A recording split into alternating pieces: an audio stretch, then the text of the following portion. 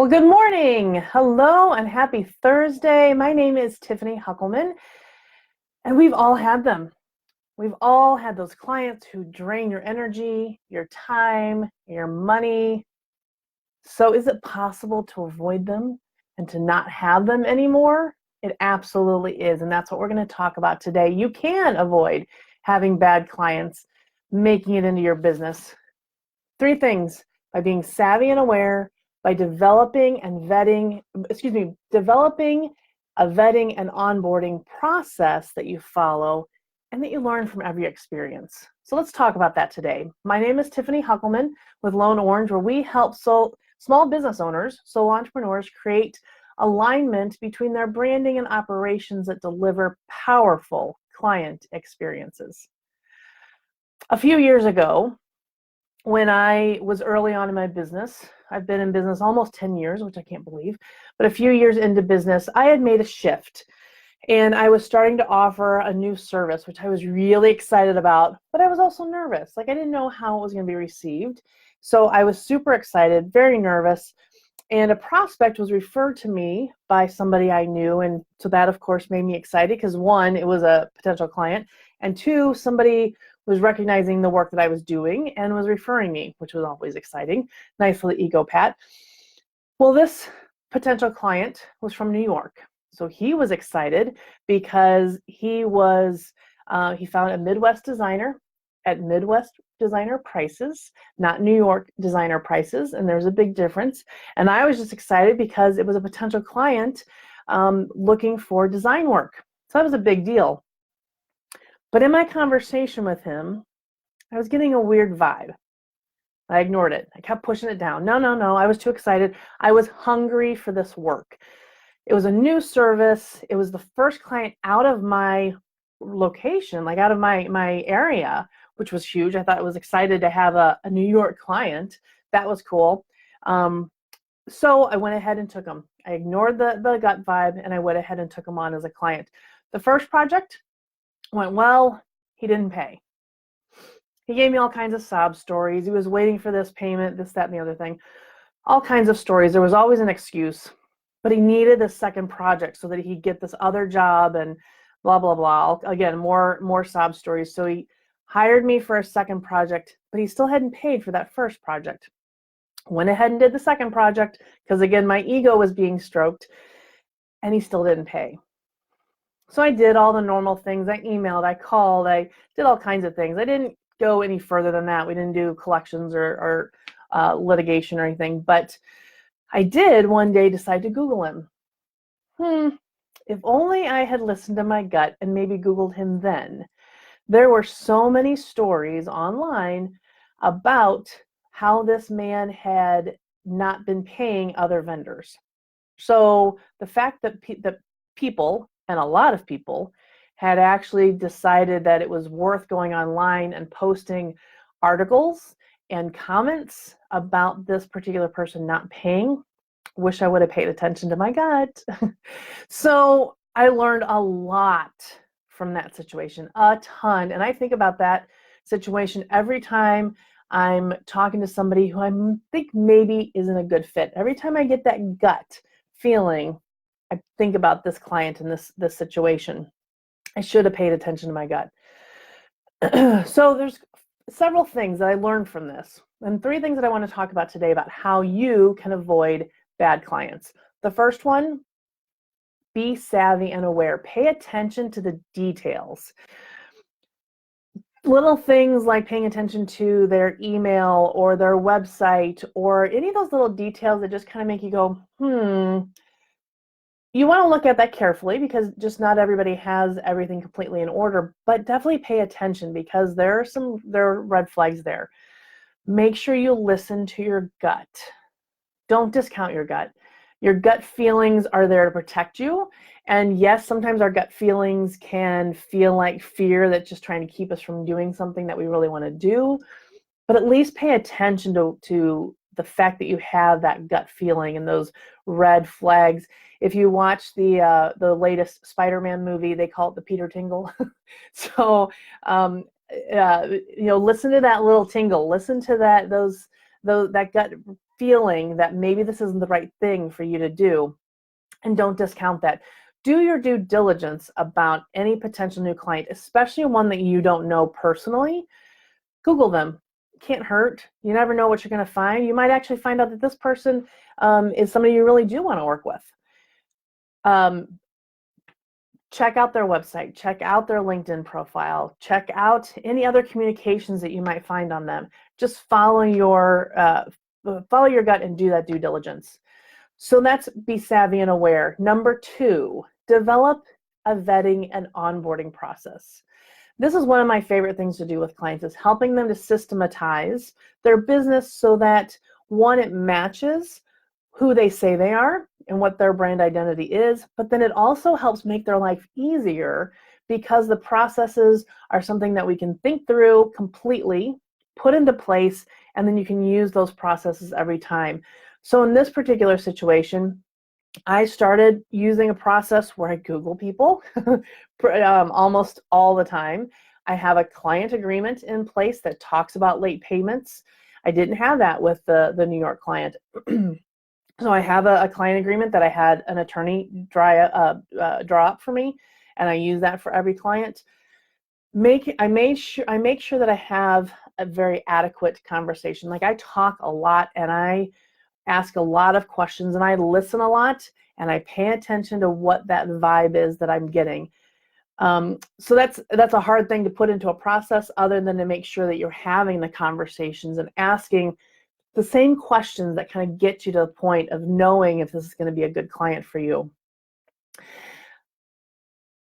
You can also put into place other processes or policies. Policies sound so formal, but if nothing else, you can call them a policy that you don't take on a second project without getting paid for the first. That was a rookie mistake I made.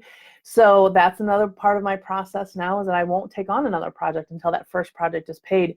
The other thing for my clients, a lot of times I will, depending on the project, I will usually do a smaller project first to kind of get used to working together, to get to know them, they get to know me, and then if there's more work that they want done, then we'll just do another project together. So that would be another way that I handle it sometimes. And then I just make sure that I and my team follow the process every time, so that we don't have to recreate the wheel every time and rethink about it all the time. But we've got a process that is already laid out that we can do every single time. It has been a game changer. Not only do I not take on clients generally that aren't a good fit for me or for Lone Orange, I don't have to think about every time what I'm doing and maybe do something different for one person. I don't have to remember what I told somebody that maybe I won't remember later. So the process is key to the freedom and the consistency and creating that client experience, because this is the beginning of your experience with them. So making sure that they're experiencing what you want them to create without a lot of time and extra energy spent. So first thing is to be savvy and aware. Second thing is to develop a vetting and onboarding process. And the third is to learn from your experience. We've all had them. I guarantee we've all had them. And if you've had a bad experience with a client, I'd love to hear your story. Put that in the comments. Tell us about your story and tell us what you learned from it. Because the third thing is always to learn from the experience. And don't beat yourself up. That's the thing, because we do all have them.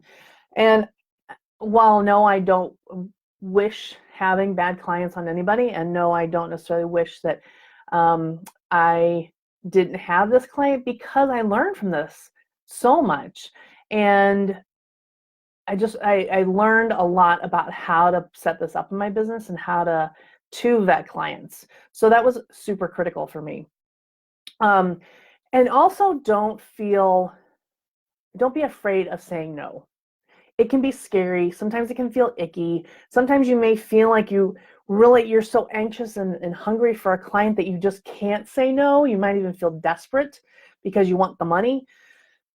Don't be afraid to say no, because when you say no, it actually leaves space for another ideal client, another project, another job that you can do. If your time is being sucked dry from you, your time, your energy, and your money is being sucked from you by the bad clients, then you aren't free to be able to serve the people that you really can serve the best.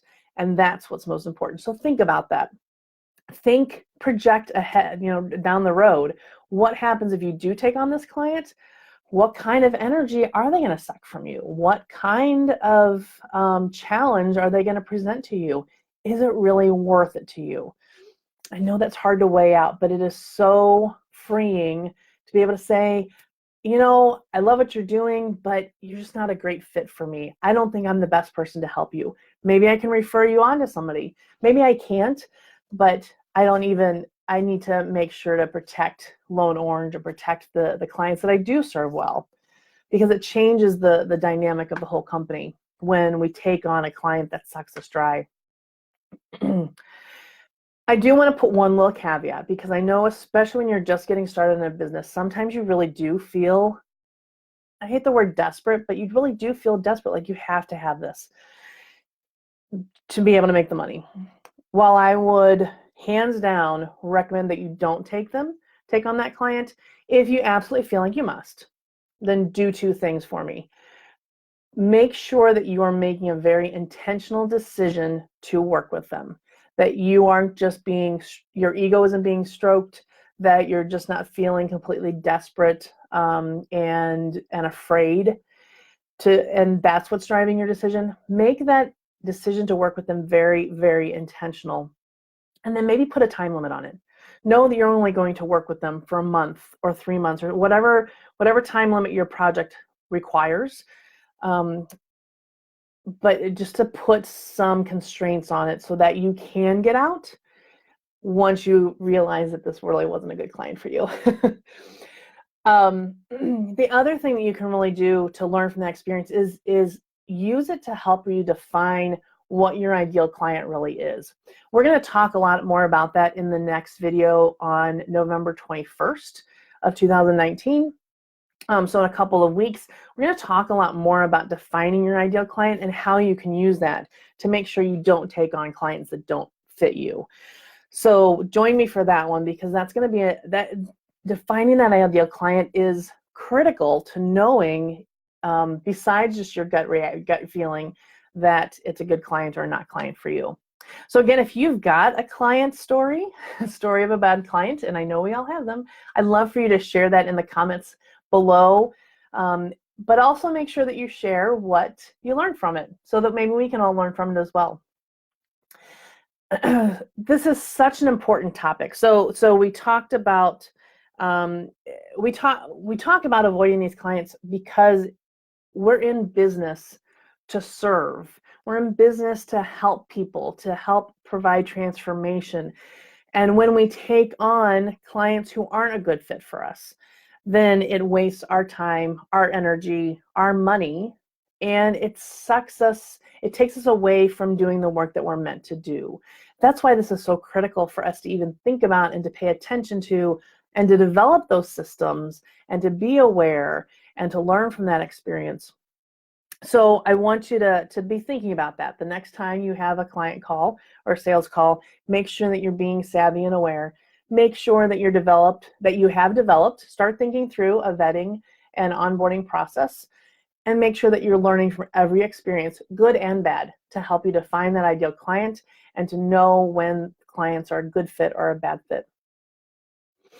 If this is resonating with you and you would like some help creating those systems for onboarding and vetting, I'd love to talk to you. In the description, there is a link where you can schedule a 30-minute complimentary, zero obligation consultation call with me, and we'll talk about your business, and we'll talk about how I might be able to help you kind of create those systems and make sure that you're having a stellar client experience that you can offer without draining your time, money, and energy. I'd also invite you to share this video. If there is somebody that you know who would benefit from hearing this, I'd love for you to share this video. Just help us to reach more and more soul entrepreneurs. I have a big dream of helping make sure that soul entrepreneurs are confident and clear about who they are and how they communicate that, and that what their brand identity matches their operations. And that is such a critical thing and so exciting for me. And I want to reach as many small business owners as I can with that message. So please share this video. And again, if you'd like to set up a consultation, just click on that link and we'll get one scheduled, and I look forward to talking to you. All right, that's all I have for you today. I will talk to you again on November the 21st, where we'll keep going in this topic and talk more about defining your ideal client so that you can find the people that you can best help. Until next time, have a stellar day. Bye.